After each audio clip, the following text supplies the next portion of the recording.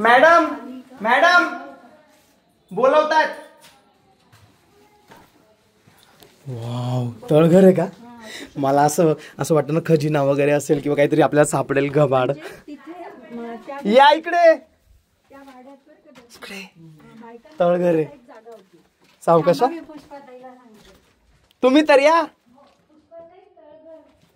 बापरे, या पायऱ्यांवर किती खत साचून गेले ते, माती पडून पडून झीज झालेली सगळी. सावकाश बर का, ए सावकाश या. बॅटरी लावून घ्या. बापरे, एवढा अंधार आहे तर काही दिसत नाही. आणि त्या विटांची सगळी झीज होऊन ती माती पडून साचून राहिलेली आहे. लावला, या मग सावकाश. पाय हलका नका टाकू, भरीव टाका. बापरे,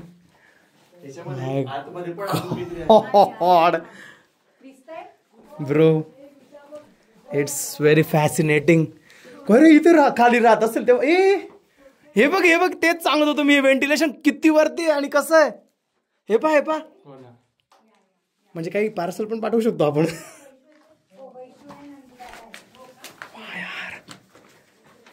मॅडम तुम्ही सांगित असलेलं व्हेंटिलेशन लवकर या सांगा. म्हणजे हा माठ इथे बुजलेला, याच्यात धान्य वगैरे ठेवत असतील. मग हा माठ आहे ना, याच्यात पाणी नाही, तिथे ह्याला दुधाणं म्हणायचे. आता हे मला माहित नाही कशासाठी. बरं हे पा हे साठवण्यासाठी आहे. केवढं मोठं आहे व्हेंटिलेशन. म्हणजे इथे जरी खाली असले तरी तुम्हाला हवा आणि ऑक्सिजन प्रोव्हाइड होईल. हे साठवणी ना, धान्य वगैरे ठेवत असतील किंवा पाणी किंवा दूध साठवत असतील. पण काढत कसं असतील? दूध त्या काळी हाताने किंवा भांड्याने. कसं काढतील पण इकडे पण आहे मॅडम, इकडे पण आहे.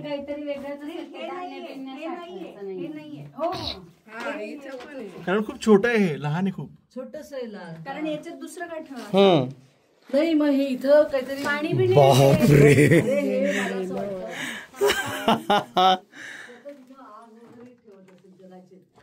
हे सगळ्यात शेवटचा कप्पा. स्टोर रूम असावा, स्टोर रूम असावा. हा धान्य साठवण्याची वगैरे. की इथे नोकर चाकर राहत असतील, नाही का? बाळंतिणीची खोली खाली मरायला व्हेंटिलेशन साठी असेल. हो ना, बघा ना, व्हेंटिलेशनच आहे ना. केवढं बघा, धान्य वरून होतच असतील. असंही असावं.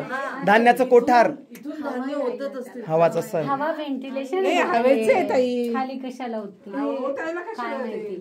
पण मग हा माठ का बरं आहे? हे बघा, दुधासाठी वापरायचे. बघा एंट्री करताच खाली येऊन आहे. म्हणजे हे जवळ पडेल की कोणी पाहुणे प्याले त्यांना काही द्यायला गेला. मग किचन, पण किचन असं बंदिस्त नसेल ना. स्टोर रूमच वाटतोय मला. स्टोर रूमच आहे हा, स्टोर रूम आहे. तूप वगैरे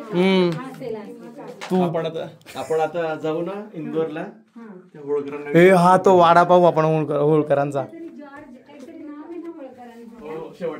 आणि मॅडम तुम्ही पाहिलं का, प्रत्येक एंट्री किंवा एक्झिट वाकूनच आहे.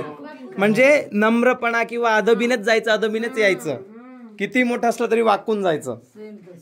पाठीचा व्यायाम पण होत असेल. बापरे, आतमध्ये किती खोल येते. हो ना, हे थंड राहत होतं ना तेव्हा.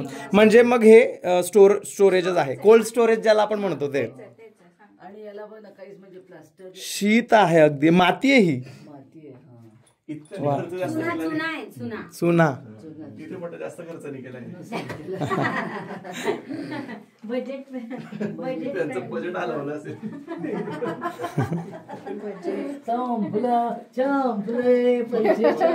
चला ना.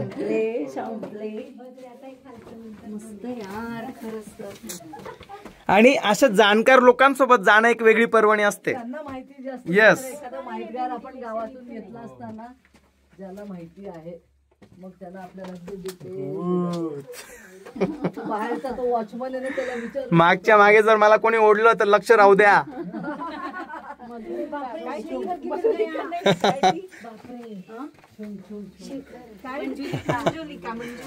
मंजुलिकाचा भाऊ मंजुनाथ आहे मी. शेखर डान्स करेल. नाही, मग शेखर डान्स करेल. मंजुलिका येईल.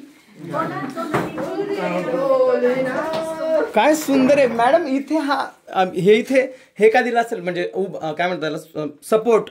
इथे दोनच यांना या पायऱ्या आहेत वाटतं, वरती जाण्याच्या पायऱ्या आहेत त्या. हे बसत असेल सपोर्ट बाहेरून आपण बघत होतो ना ते घर आहे हे पायरी म्हटले इथे म्हणून हे टाकले पायरीसाठी. सुंदर आहे म्हणजे विजेची बचत काळाची गरज, खरंच गरज आहे. होळकरांनी लावलेले.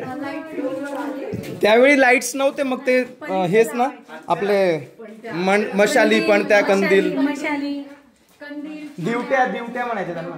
चिमण्या इकडे पण काहीतरी आहे. टेंभे टेंभे प्रत्येकाचं वेगवेगळं. आता लाईट लावले प्रत्येक फ्लोअर प्रत्येकाच्या फॅमिली. अच्छा हा हो का.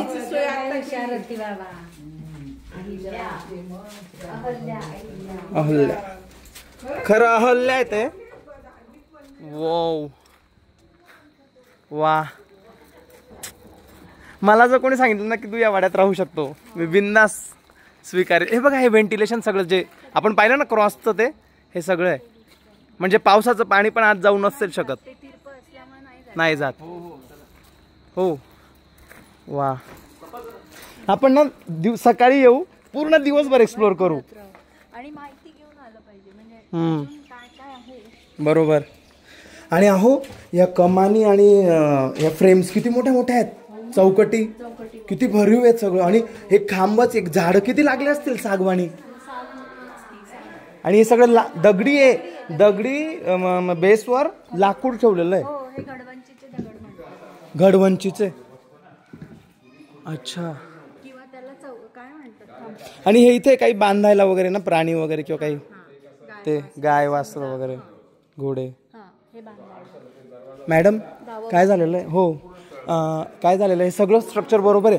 एकच पिलर जो इथला तो खाली धसलेला आहे थोडा. हे स्ट्रक्चर थोडं टिल्ट झालेलं आहे. टिल्ट झालेलं आहे. वा अहिल्याबाई होळकरांना मानाचा मुजरा. शतशः नमन.